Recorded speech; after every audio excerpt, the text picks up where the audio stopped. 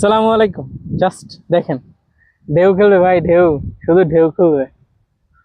Just দেখেন কত সুন্দর লাগতেছে। এবং আপনি একবার চিন্তা করেন তাহলে এই পরিবেশটা কত সুন্দর লাগে। মানে জাস্ট বইলা বোঝানোর মতো না। দেখেন, চিন্তা করেন ভাই, আপনি এই পরিবেশে বসে বসে ঠান্ডায় বাতাস খাইতেছেন, আপনার কোনো গরম লাগতেছে না। একটা অস্থির একটা পরিবেশ না? আকাশটা দেখেন ভাই, জাস্ট ফিল করেন কি পরিমাণ সুন্দর লাগতে পারে। এবং বাতাসটা বাড়তেছে মাঝে মাঝে।